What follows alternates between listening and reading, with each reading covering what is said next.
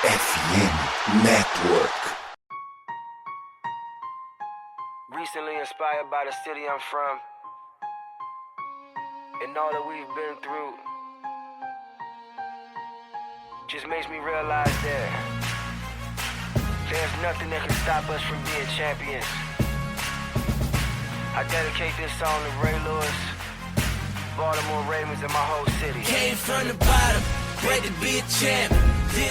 Estamos começando mais um episódio da Casa do Corvo e agora um pouco mais calmos, um pouco mais tranquilos, um pouco mais serenos, porque afinal de contas o Baltimore Ravens conseguiu fechar, conseguiu finalizar, conseguiu lacrar uma vitória finalmente. Foi contra um adversário que talvez seja um adversário fraco? Foi, mas pelo menos mostrou autoridade, mostrou competência, foi lá e desceu o sarrafo no meio da festa. Eu sou o Cleverton Linhares e como este é um podcast sobre vitória, é ele que está aqui hoje, João Gabriel Gelli. Boa noite, João.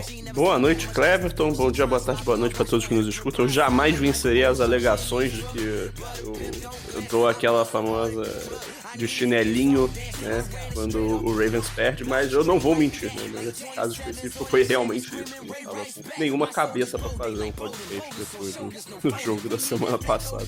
Mas é isso, agora vitória, então a temporada começou. É isso. A temporada começou 41-17, Baltimore Ravens em cima do Cleveland Browns. Eu sinceramente fiquei com um certo medinho do Cleveland Browns colocar água no nosso chope, porque afinal de contas esse jogo marcou também a celebração das 30 temporadas do Baltimore Ravens. E olha como a NFL é engraçadinha, né? Colocou logo um jogo contra o Cleveland Browns em casa para poder fazer essa celebração. Fofocas e trocações de ofensas à parte, né? O Baltimore Ravens doutrinou nesse jogo. Então a gente vai falar o que deu de bom, o que teve de ruim, algumas cositas más, tudo isso depois dos recados. E olha que legal, tendo vitória vocês não vão mais precisar me ouvir falando espanhol aqui na abertura desse podcast, acho que todo mundo agradece. Bora pros recados, vamos lá.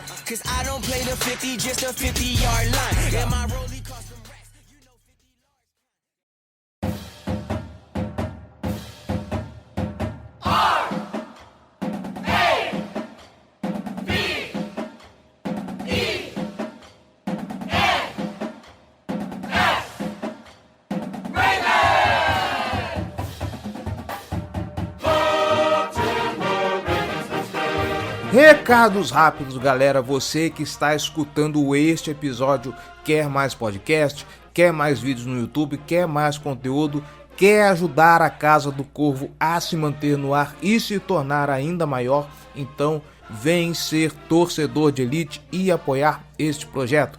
apoia.se/Casa do Corvo ou picpay.me/Casa do Corvo. Lembrando, R$1, coisa que com hoje você não compra mais nada, você já nos ajuda muito, ok? Lembrando, apoios a partir de R$10 você participa do Boteco do Corvo, nosso grupo fechado no WhatsApp, onde o podcast sai mais cedo, os vídeos saem mais cedo, você participa das discussões de pauta, tem sorteios de prêmios exclusivos. Agora nós temos o Fantasy do Corvo, que é um fantasy exclusivo para os apoiadores. Enfim, ser torcedor de elite é tudo de bom. Os links estão na descrição desse episódio. Dá uma olhada nas nossas categorias de apoio, dê uma olhada nas nossas recompensas e vem nos ajudar com aquilo que você puder, certo? Se você não quiser se comprometer com um apoio mensal recorrente, você pode utilizar a nossa chave Pix para fazer o seu apoio. casadocorvobr@gmail.com. Qualquer quantia serve. Se você não quiser ou não puder nos ajudar financeiramente, não tem problema. Compartilha este conteúdo com a galera. Nós estamos nos principais agregadores de podcast internet afora. YouTube Music, Spotify, Deezer, Google Podcast, enfim, em tudo que é canto. Então compartilhe esse episódio, deixa a sua avaliação, seus comentários, as suas estrelinhas, porque assim você nos ajuda a chegar até mais gente. Tá certo? E lembrando, se você não quiser perder nada, a Casa do Corvo agora tem canais no Telegram e no WhatsApp, então você pode saber de tudo que acontece aqui através da sua plataforma de mensagens favoritas, certo? E é claro, você que está nos escutando aqui, a Casa do Corvo faz parte da FN Network, a maior rede de criadores de conteúdos de futebol americano, de beisebol, hóquei e basquete. Então, se você está escutando este episódio, dê uma olhada também no trabalho dos outros criadores de conteúdo que compõem essa rede. Tem muita galera boa fazendo parte disso aqui, tá bom? É isso, é o que tínhamos para hoje, então bora pro episódio.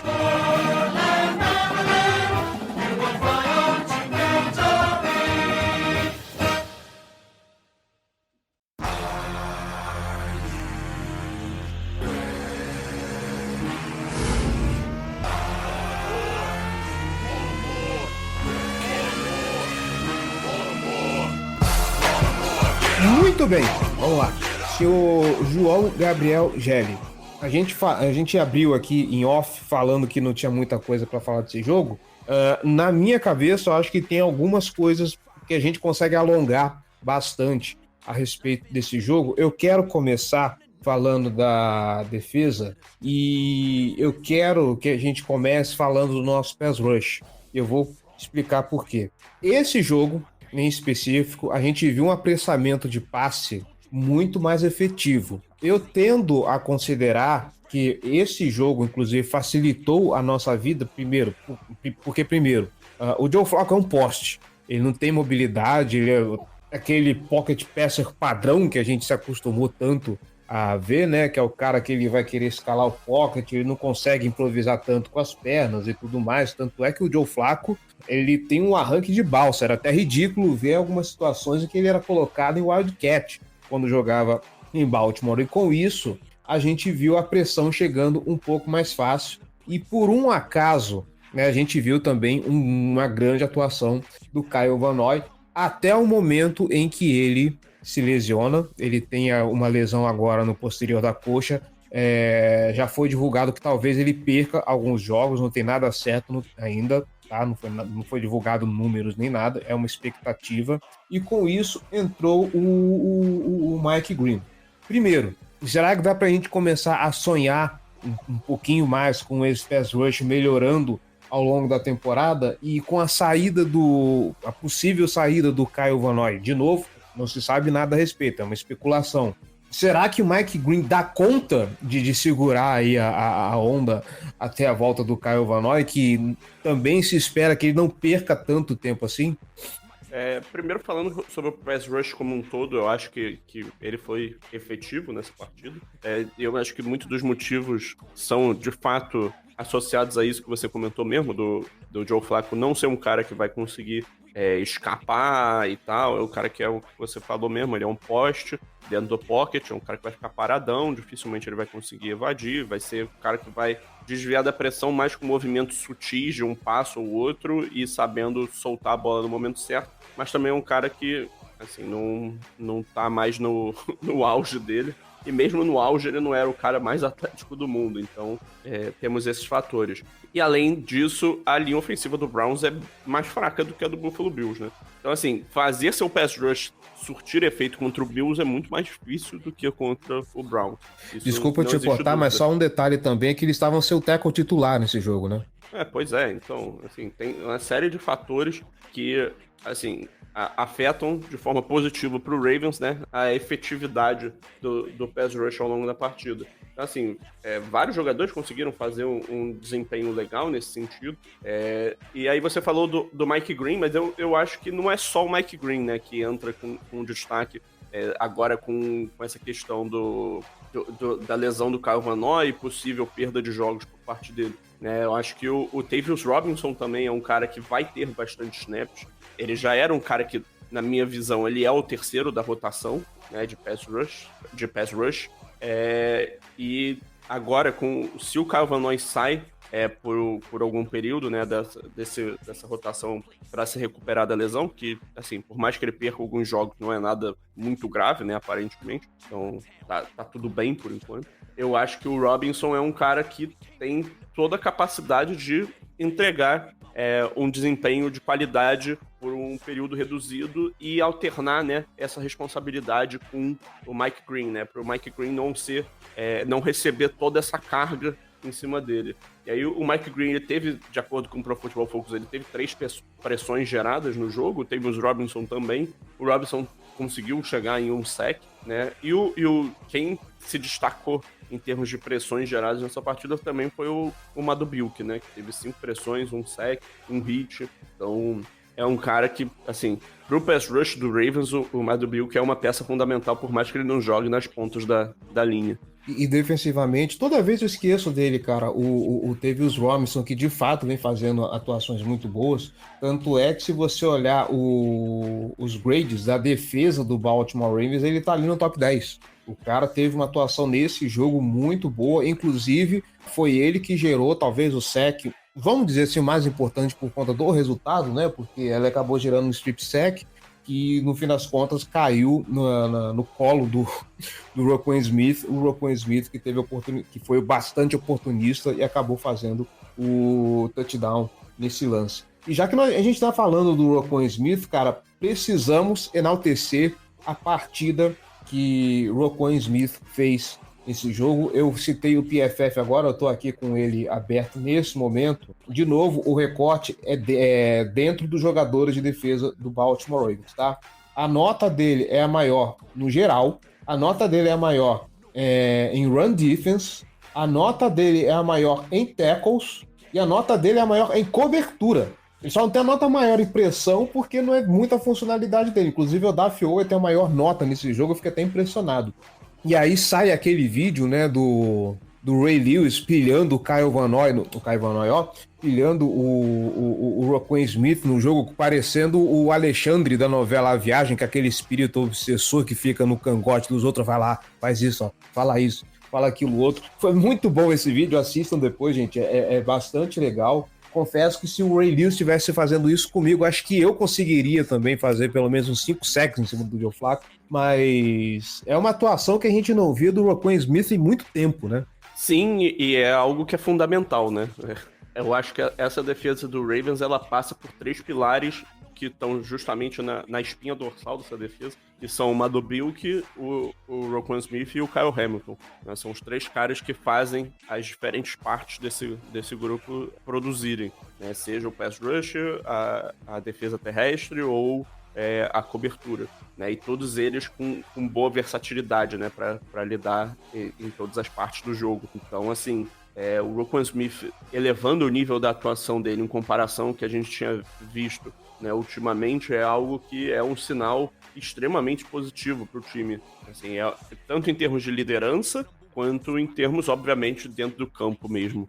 É um cara que estava presente em todo o espaço do campo nessa partida. Assim, uma das melhores atuações dele com a camisa do Ravens até agora. E, assim, ele teve grandes atuações já também pelo time. Não é coisa pouca. Então, uma das grandes cobranças em cima dele, porque quando ele chega, né, a primeira temporada do Roquan Smith como um Baltimore Raven, é uma atuação realmente que impõe respeito, né? Uma atuação daquilo que a gente via digna dos bons tempos dele de Chicago Bears. Eu até estava aqui pensando comigo se parte da boa atuação do Roquan é porque ele tinha do lado dele, quando ele chega, um cara minimamente decente, que é um cara que já entendia o jogo, que apesar dos pesares, apesar dos problemas que a gente reclamava, ainda assim era um cara competente, que era o Patrick Queen. Então não sobrava tanta cobrança, tanto peso em cima do Roquan, ele podia ficar um pouco mais livre. A partir do momento que o Patrick Queen sai, eu não lembro, se eu não me engano, acho que a partir da saída do Patrick Queen a gente começa a ver uma queda de rendimento do Roquan Smith, mas agora tendo o Trenton Simpson ali rodando mais ou menos bem, né? Talvez agora o Roquan tenha um pouco mais de afinidade para poder rodar esse elenco. E se vocês, por um acaso, ouvirem um oi aí desprevenido, gente, é o Giba que tá chegando no meio da gravação, tá bom?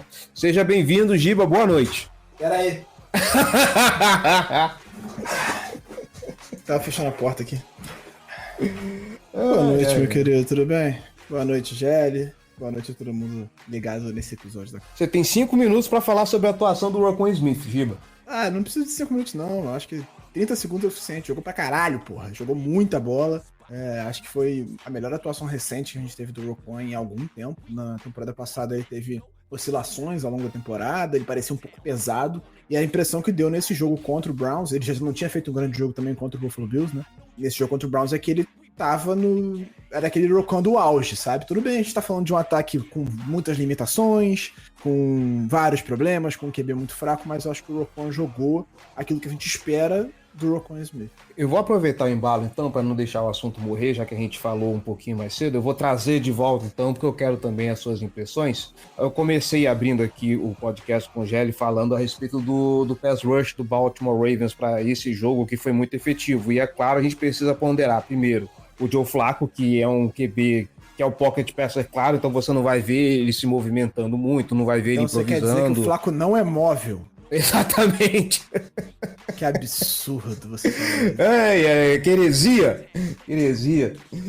E para além disso, o Cleveland Browns ainda vem com um desfalque importante, que era o right tackle titular deles, que não foi para esse jogo. Então a gente viu ali uma atuação muito forte do pass rush do Baltimore Ravens. E aí eu levanto a peteca de que saiu a notícia hoje de que existe a expectativa de que o Kyle Van Noy perca alguns jogos, né? E nós vimos nesse jogo aí o Tavius Robinson e o Mike Green tendo uma atuação muito boa, uma atuação interessante. Então, primeiro, vou deixar você falar um pouquinho a respeito do pass rush do Baltimore Ravens nesse jogo e trazer aqui a discussão também se o Baltimore Ravens, com essas duas peças novas, consegue dar conta quando o Kyle Van Noy sair, se ele for sair de fato por conta dessa lesão no posterior da coxa. Eu acho que a perda do Kyle Van Noy, ela é pesada no sentido de a gente perde uma experiência muito grande no setor, e um setor que a gente não tem tanta experiência, né? O titular é ele de um lado e o Owe do outro, né, na teoria, mas assim, o Owe tem tanto impacto nessa temporada até aqui. Inclusive, no primeiro jogo, ele foi usado majoritariamente, se não quase que exclusivamente, em situações óbvias de passe. Então, assim, o que você espera de um jogador como o Owe, que é uma escolha de primeira rodada, que é um cara que você queria ver se desenvolvendo, é que ele tivesse uma utilização mais versátil, até porque ele ganhou um pouco de peso, ele tá mais forte, né? Justamente para ser utilizado em situações de passe, de corrida, desculpa. E não foi o que aconteceu no jogo contra o Buffalo Bills. Então é um jogador que a gente espera muito, mas que ainda não conseguiu se tornar nada perto de um titular consistente ali, assim. Ele é um cara que oscila, que tem bons e maus momentos, que teve a melhor temporada da vida dele em 2024, mas que até aqui, a gente tá falando de 2 semanas, ainda é muito cedo, né? Ele não conseguiu traduzir isso para 2025 num novo degrau da carreira dele. E aí você tem os caras que você citou, né? Que são caras jovens em desenvolvimento, o caso do Tavius Robinson, do Mike Green, que é um calouro de segunda rodada, que, enfim, só fez 2 jogos na carreira, ainda não teve o primeiro sack, ainda é um cara que a gente tem uma expectativa muito grande pelo que ele apresentou no college, mas a gente sabe muito bem, a gente acompanha isso há muito tempo para saber que nem sempre o que o cara tem de potencial se traduz na NFL, especialmente se tratando de uma posição que o desenvolvimento é tão difícil, né? É um desenvolvimento muito físico, é um salto muito grande você fazer pass rush no college, fazer pass rush na NFL. Então, eu acho que realmente a perda do Kyle Van Noy, ela é grande, ela vai ter um impacto bem negativo no nosso pass rush, que já não é grandes coisas, né? Isso eu acho que me deixa um pouco mais tenso, porque a gente não tem um grande pass rush, a gente tem bons QBs pela frente para enfrentar. Nessa semana a gente enfrenta o Jared Goff, depois tem Patrick Mahomes, enfim, temos jogos pesados ainda pela frente, e não ter o Kyle Van Noy nesses jogos eu acho que vai fazer uma diferença sim. Com todo respeito ao Jared Goff, mas eu não imaginava que ia chegar 2025 e escutar bons QBs e colocar o Jared Goff no meio desse balaio. Ele vem de uma puta temporada pro Detroit Lions, cara. Sim, eu estou concordando contigo, isso aí pra mim que é o mais Sou fã. Porque, Jelly? Eu falei que eu sou fã do Jared Goff. Ah, sim. Eu gosto dele. Eu passei a gostar dele agora no Detroit Lions. Eu tinha uns probleminhas com ele em Los Angeles, mas, pô, em Detroit tá fazendo um baita de um trabalho. Nosso cosplay de Ryan Gosling. Muito bom. Um outro ponto que eu gostaria de falar a respeito da defesa do Baltimore Ravens é que esse jogo não contamos com o Jair Alexander, Giba. Parece que ele vai tomar um chá de cadeira até, pelo que eu entendi, o John Harbaugh falar, ele está em ponto de jogo, porque o Jair Alexander vem aí de uma lesão no joelho, se eu não estou enganado, então o cara ainda está em baixa rotação. Deu para ver no jogo contra a Buffalo que ainda não é um cara com o qual se pode contar 100%, então para esse jogo a gente foi com o TJ Tampa e teve mais um outro que entrou, outro corner que entrou também, que eu não vou lembrar quem que é. Keon Martin. Keon Martin. Que é um calouro não draftado. Exatamente. Um dos 3 calouros não draftados que faz parte do elenco nesse momento. Não draftado e que nem fez parte do grupo inicial de free agents não draftados que o Ravens trouxe. Uma história muito maneira, a do Keon Martin. E aí, esse cara, junto com o TJ Tampa, que temporada passada, pelo que eu me lembro, acho que a temporada toda esteve inativo. Secundária, a gente se escuta aquela história de que quando você ouve o nome do cara, ou o cara tá jogando muito bem, ele tá fazendo muita merda. Semana passada, nós escutamos o nome do Jair Alexander porque ele tava fazendo muita merda. Não foram jogadores que comprometeram tanto, e eu não vi aqui o número de targets em cima dele, também não vi quantas jardas eles cederam, mas pelo menos não senti que esses caras comprometeram a partida. Eles fizeram aparentemente uma partida sólida. Acho que pelo menos dá para contar, óbvio, de novo, em que pese nós estamos falando de um ataque do Cleveland Browns, que acho que o principal alvo hoje do ataque é o Jerry Jeudy, se eu não estou enganado. Mas ainda assim, eu acho que o trabalho que eles fizeram contra esse ataque me pareceu bem competente. Assim, ainda é um grupo que a gente espera bastante, né? A secundária do Ravens, mesmo sendo o Jair Alexander, eu acho que ele foi um acréscimo que, dentro do cenário, que era um cenário, como a gente falou no episódio passado, logo que ele chegou, um cenário de um jogador muito talentoso, que teve temporada de All-Pro e que não precisaria ter uma quantidade de snaps tão alta, justamente porque o Ravens tem uma profundidade boa na posição. Então, existia já a expectativa de um grupo forte mesmo sem ele, e depois que ele chegou, elevou-se essa expectativa. A grande questão foi que no jogo passado ele de fato jogou muito mal, e ajudou no colapso do Ravens. Ele teve um impacto bem grande nesse colapso, inclusive. Então, eu acho justo você dar opção para os jovens, dar chance para esses jovens, né? O Keon Martin, como o Jélio falou, tem uma história muito legal de ter chegado numa segunda leva de calouros não draftados no Ravens, conseguiu se destacar e ficar no elenco, justamente numa posição que a gente está falando aqui desde o começo da pré-temporada, que o Ravens tem muita profundidade, tem ótimos jogadores, tem um elenco bom nesse setor. O cara conseguiu se manter no elenco dentro desse cenário. Tudo bem, ele contou com 2 lesões dos 2 calouros que foram draftados. Os 2 se machucaram e estão fora da temporada. Mas ainda assim, ele conseguiu se manter no elenco e, nesse momento, ele passou na frente do Jair Alexander, no depth chart, né, na escalação do time. Então, eu acho que o nome não tem que ser decisivo. O Alexander, como os relatos de quem tá cobrindo, né, foram de que o Harbaugh, ao longo da semana, falou que o Jair ainda precisa ficar bom depois da recuperação dele da lesão grave que ele teve na temporada passada. Então ele tá ainda meio fisicamente abaixo do que se espera.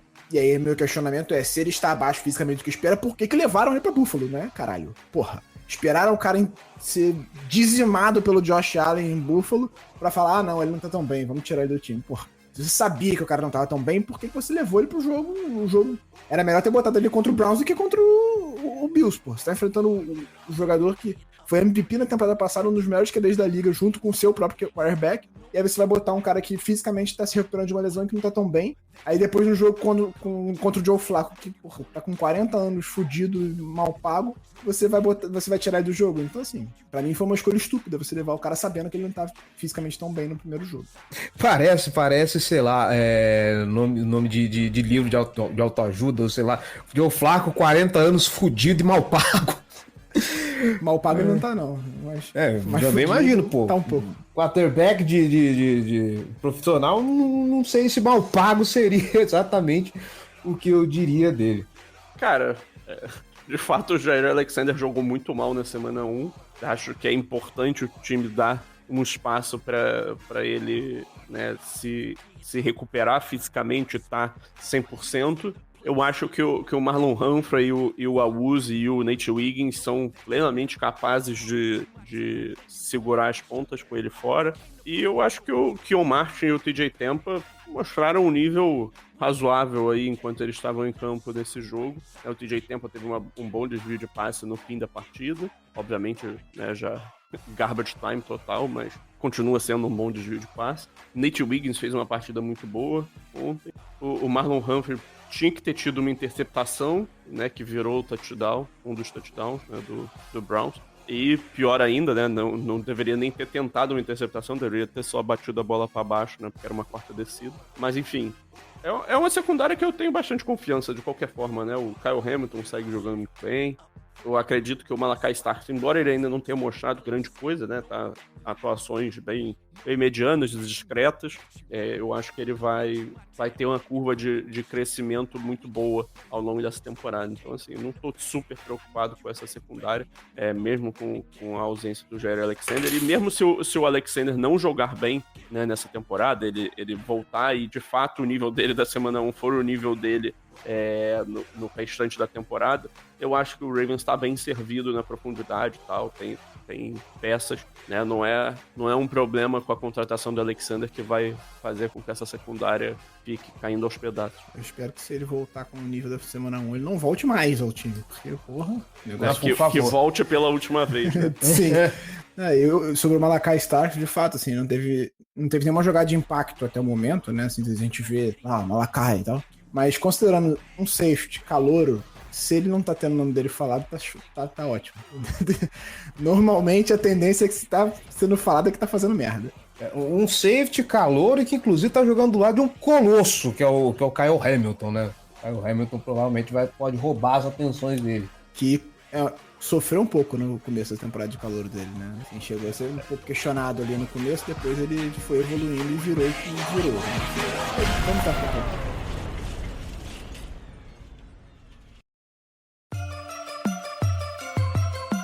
Black and purple, black and purple, black and purple, black and purple. Black and purple, black and purple, black and purple, black and purple. Yeah, you know what it is. Black and purple, black and purple, black and purple, black and purple. Falando em virar, né? Vamos virar agora pro ataque, Gelli. E eu queria saber o que colocam na mão do DeAndre Hopkins, cara, que praticamente tudo que lança na mão dele ele pega. E aí não importa se tem um cornerback grudado no cangote dele, não importa o quão difícil o passe chegue. E é incrível que é sempre uma recepção meio plástica, né, cara?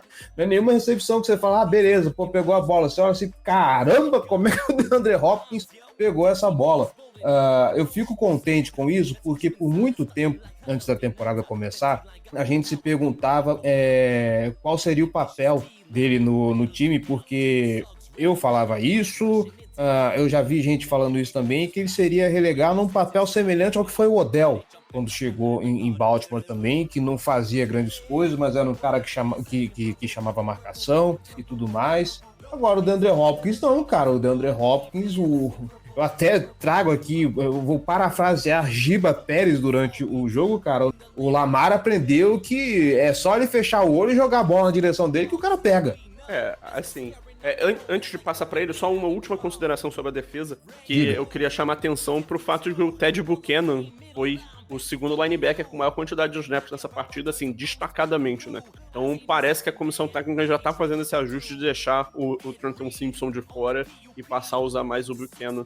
Acho que o Trenton Simpson já tá perdendo a confiança dessa comissão. Ele já tinha tido um espaço bem relevante no primeiro jogo, né? Sim, eu fiquei até surpreso, considerando que é um calouro, de escolhido mais baixo, ele teve um espaço bem relevante no primeiro jogo. Pois é, agora, nessa partida, ele jogou 60 snaps defensivos e o Trenton Simpson jogou só 15. Então, assim, já é uma diferença, assim, gritante. Enquanto na primeira semana o Simpson jogou 26 e o Buchanan jogou 29. Então ali tava 50-50, né? Agora a escala já foi para 80-20. Então é algo relevante, eu acho que é importante a gente acompanhar, né? Para ver como vai ser a trajetória dos dois ao longo da temporada, que essa é uma posição relevante que não tem um dono claro ainda, embora o Buchanan pareça estar tomando a posição agora.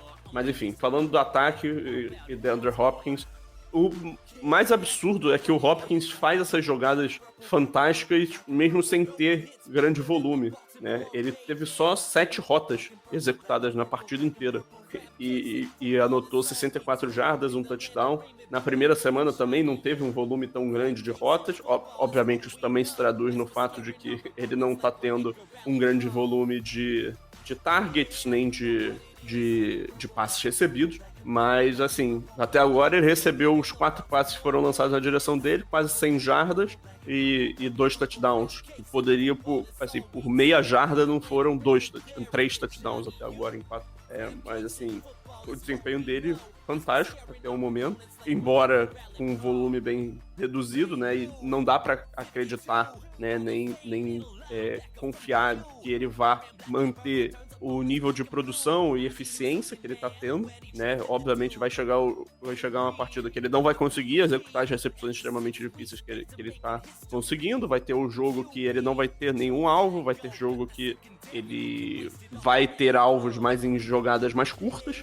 Essa marca agora de 4 recepções, 99 jardas, então quase 25 jardas por tentativa, ela não vai se manter constantemente ao longo da temporada. Inclusive, a temporada dele com maior média de jardas por recepção, ele teve 15,9. Então, mas assim, é um cara que chega para complementar. Foi o quarto wide receiver do Ravens nessa partida em termos de rotas executadas, atrás do Zay Flowers, do Rashad Bateman e do Tylan Wallace.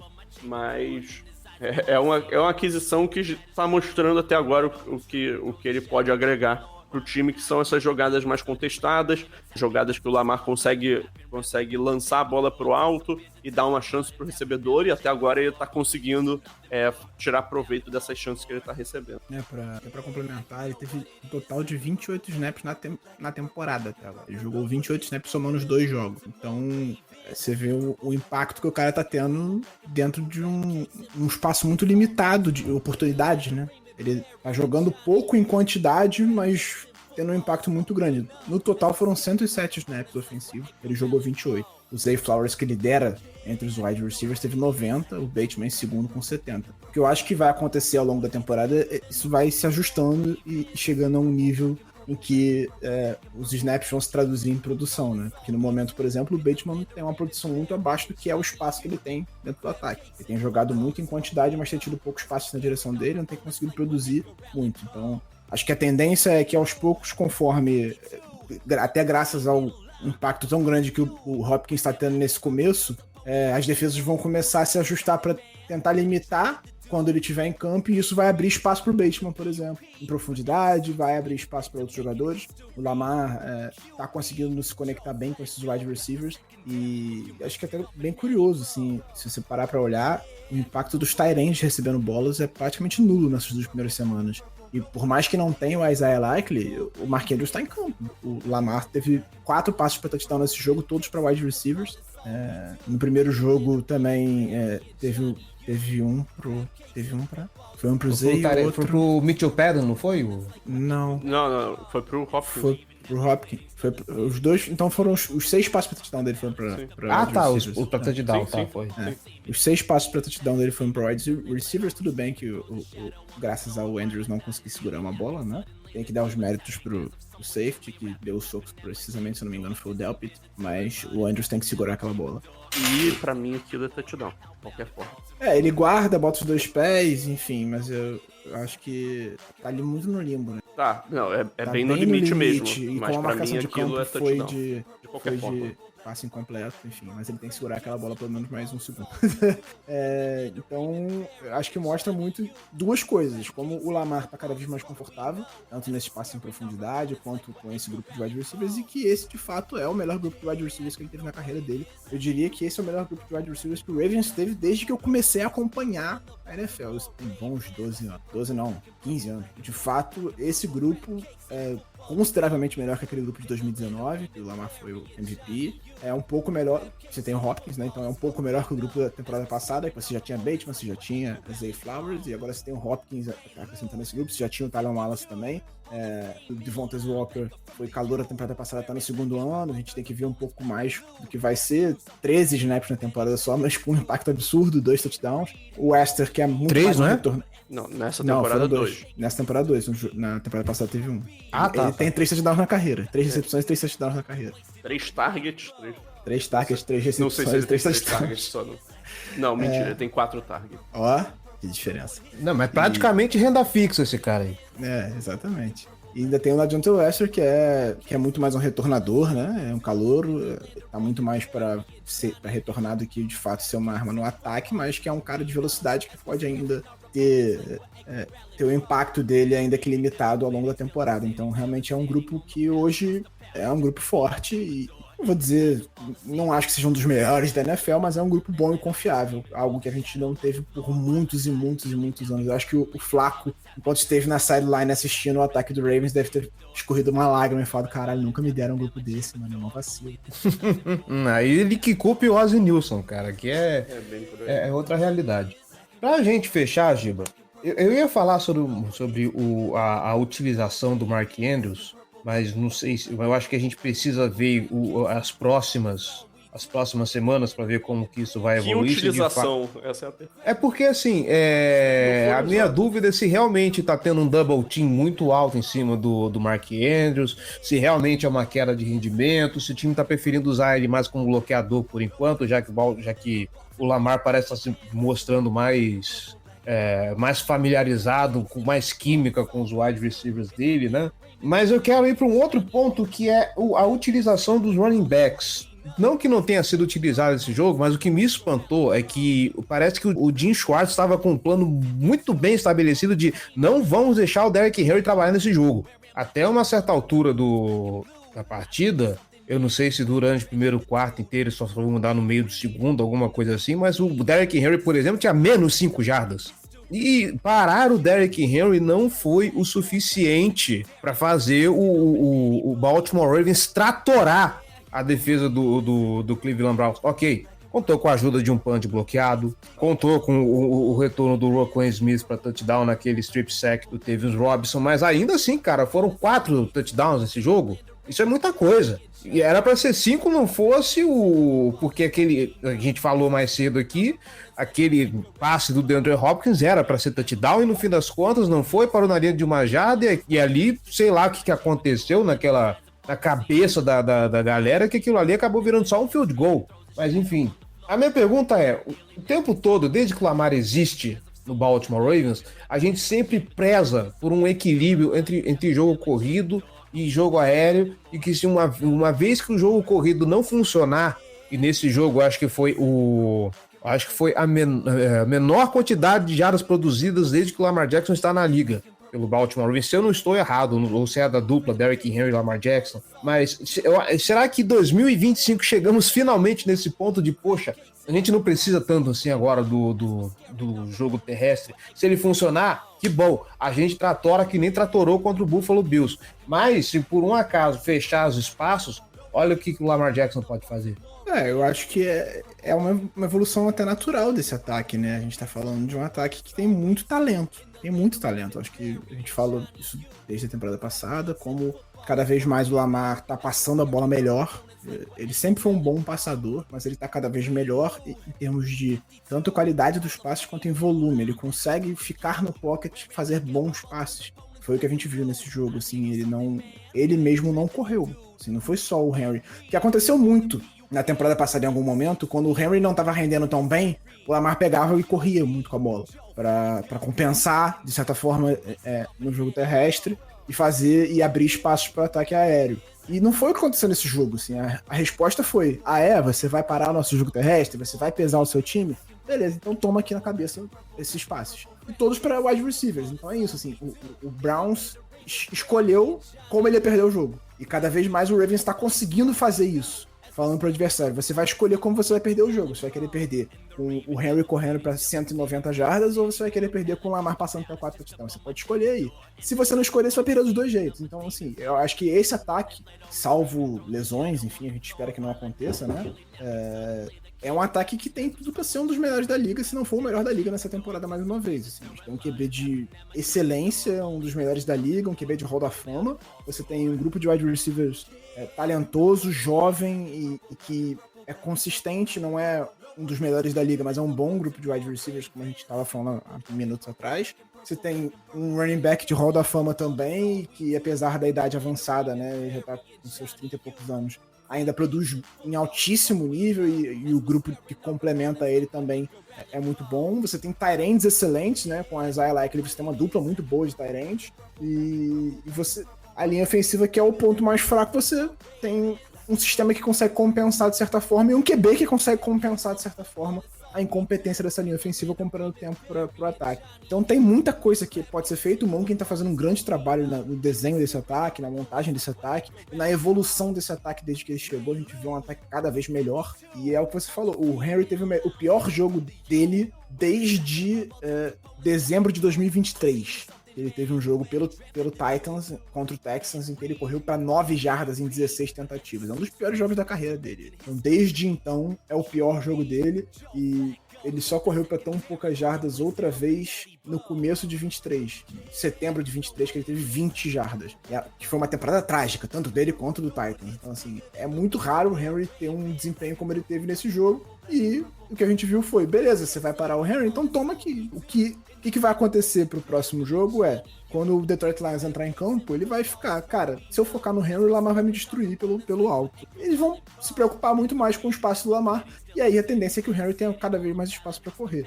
E acho que esse jogo, a gente não tá falando de uma defesa horrível. A defesa do Browns é boa, bem boa, diga-se de passagem. Conseguiu anular o ataque do Bengals na semana 1, por exemplo. Que não é qualquer ataque. A gente tá falando de Joe Burrow, Jamar Chase, T. Higgins. Tudo bem que a linha ofensiva é horrível, mas é um bom ataque. É um ataque que produziu o que produziu na temporada passada. Então, é uma boa defesa e que não conseguiu encontrar uma forma de parar esse ataque. Ainda que no primeiro tempo o ataque do Ravens tenha jogado mal, o Monken foi lá, fez os ajustes no intervalo e a gente terminou com 41. Esse jogo é um jogo que enterra a narrativa que foi usada pra não dar o MVP pro Lamar na temporada passada. Que era, ele tem o Derrick Henry pra ajudar ele, aí fica mais fácil. Então, tira o Derrick Henry do jogo e olha o que acontece. Eu acho que eu não tenho muito o que complementar aqui. O Lamar já virou um jogador que você confia em todos os aspectos do jogo. Assim, falta conseguir ter a sequência durante um playoff e ganhar o título que ele merece. É basicamente isso. Eu sei que tá longe da aposentadoria do Lamar, mas já podemos falar que ele tem lugar no Hall da Fama? Eu acho que se ele se aposentasse hoje, ele estaria no Hall da Fama daqui a 5 anos. Não tem nenhum quarterback que tenha sido MVP 2 vezes que não esteja no Hall da Fama, assim, já é garantido. Então é isso, tá faltando só o Vince Lombardi na mão desse cara. E aí a gente volta pra 2019 e lembra daquela foto que o Lamar tirou nos bastidores com Derrick Henry e DeAndre Hopkins e ficou todo mundo sonhando. Cara, imagina um time com esses três juntos jogando e chegamos em 2025 e olha o que nós temos. Mas assim, não são aqueles três, né? Porque o Derrick Henry e o DeAndre Hopkins já não são os mesmos de 2019, infelizmente. Se eles fossem, esse ataque seria consideravelmente melhor. Mas ainda assim, eles têm um grande impacto também por causa do Lamar, né? O Lamar é bem melhor do que era em 2019. Né? Principalmente o Hopkins, né? O Derrick Henry no passado teve a melhor temporada da carreira. É mais fácil com o Lamar ali, né? Ele era melhor em 2019. Mas o Hopkins não. O Hopkins não é nem sombra do que ele era há uns 6 anos. Mas é isso, cara. Assim, com relação a esse ataque como um todo, o que mais me preocupa nesse momento é o desempenho dos guardas. Eu acho que tanto o Vorris quanto o Falele, eles estão sendo problemas para ajudar nos bloqueios para corridas. Os dois estão sendo pontos fracos aí desse ataque, cedendo pressões e tal. Então, e assim, o lado direito da linha ofensiva, ela sofre porque o Falele ele não é um jogador confiável, e aí o Rosengarten não é bom o suficiente para compensar o prejuízo que o Falele causa em algumas jogadas. Já o caso do Vorris, talvez o Vorris individualmente esteja jogando até pior do que o Falele, mas em volta dele, ele tá cercado por dois jogadores muito bons, então ajuda a disfarçar um pouco mais. Enquanto isso, o Linderbaum olha para um lado, olha para o outro e ele pensa, eu estou cercado de imbecis. Basicamente isso.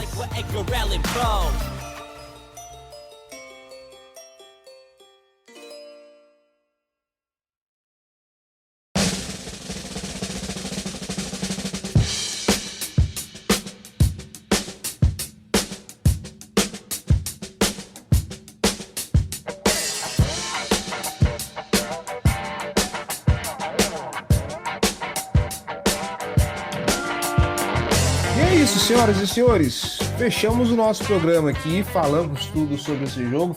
Que bom gravar um programa com um clima não tão pesado, com não tanta rabugice assim. Que bom poder falar um pouquinho de vitória.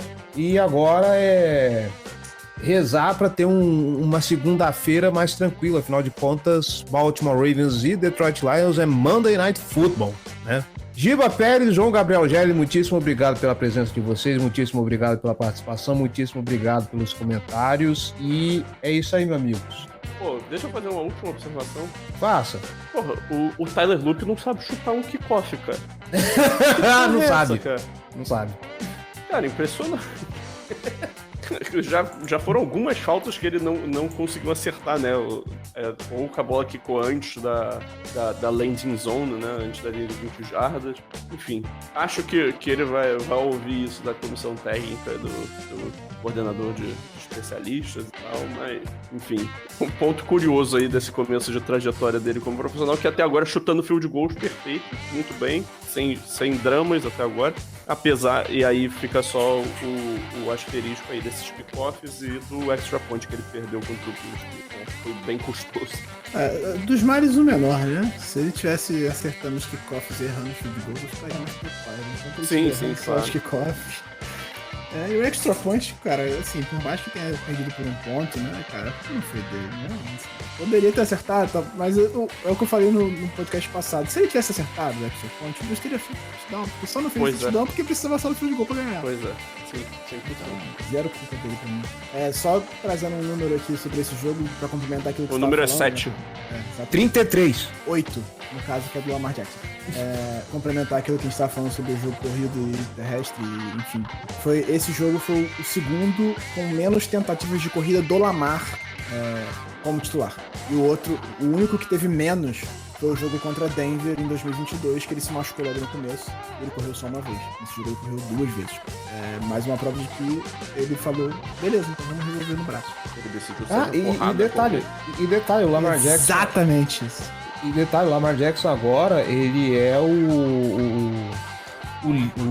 líder em média de pass rating. Passou o Aaron Rodgers nesse jogo. Não, ele lidera a liga em pass rating da carreira e em jardas corridas. O último jogador que teve isso simultaneamente na história da NFL foi Otto Graham em 1952. Fica aí pra vocês. Olha aí. Aqui tem informação, hein? Aqui tem informação. 1952. 7 décadas, então o número era 7 o tempo. Era 7. Você tinha razão, Gelli. É isso aí, cara. Você estava absolutamente certo. A estatística nada mais é do que a arte de torturar os números pra dizer o que a gente... E com isso, senhoras e senhores, encerramos aqui o nosso episódio.